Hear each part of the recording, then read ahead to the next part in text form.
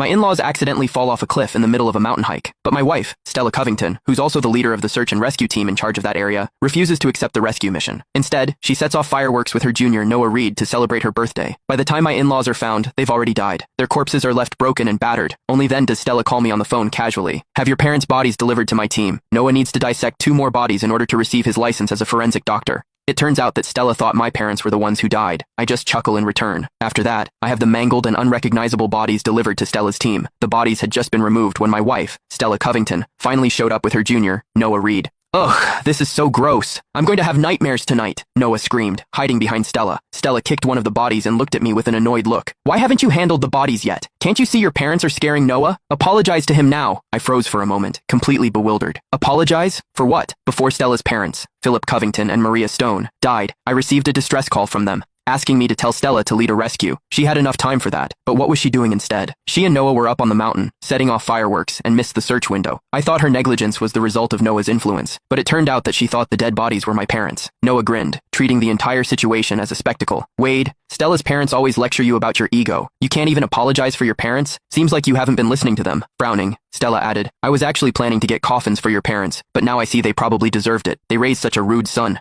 Guess it's only fair that they paid for your mistakes. I shot her a cold look. Prepare the coffins or don't. I don't care, but don't talk about my parents like that. With a look of sheer annoyance, Stella ordered her team. These people aren't worth our time. Just find a stretcher to take the bodies back. Noah added with a smug look. Why bother with a stretcher? Didn't we just bring a garbage truck? Just throw the bodies in there. Wade, you won't be mad, right? We're just saving resources for the living. Watching Philip's and Maria's bodies being loaded onto a garbage truck, I couldn't help but laugh. How could I be mad? Your idea's actually perfect. After Stella and I got married, Philip and Maria changed completely. They stopped being the caring in-laws and barely pretended anymore. They forced me to quit my job and stay home, taking on the role of a house husband for Stella. Every couple of days, they'd show up unannounced to check on me. They'd sit down and order a mountain of food. On top of that, everything had to be organic and fresh. Once they saw Stella mopping the floor and tore me apart. Stella's the leader of a search and rescue team. She works so hard out there. Why are you letting her do all this? I was treated like their personal chef. Now Stella had ordered them to be hauled away by a garbage truck. I figured karma did have a way of balancing the books. Noah handed me a flyer, his gaze filled with mockery. Since I found out your parents were dead, I've prepared a little gift for you. Keep it, no need to thank me. The flyer described a funeral service specifically for livestock. Everything was arranged, cremation, an urn, and even a plot at the cemetery, except it was for a dog. When I didn't take it, Stella yelled at me, cemetery plots are rare these days. You'd better thank Noah right now. He's even helping you with the autopsy. I laughed so hard that tears started to well up in my eyes. Thanks. Once the autopsy's done, I'll make sure to bury them here. As I watched Philip and Maria being driven away in the garbage truck, I found myself genuinely looking forward to seeing Stella's reaction when she found out who was really dead. I called Mom and Dad to confirm they were safe, then contacted a lawyer to draft a divorce agreement. Just then, the cops showed up. We suspect the couple who fell off the cliff yesterday were murdered. Could you tell us what you know?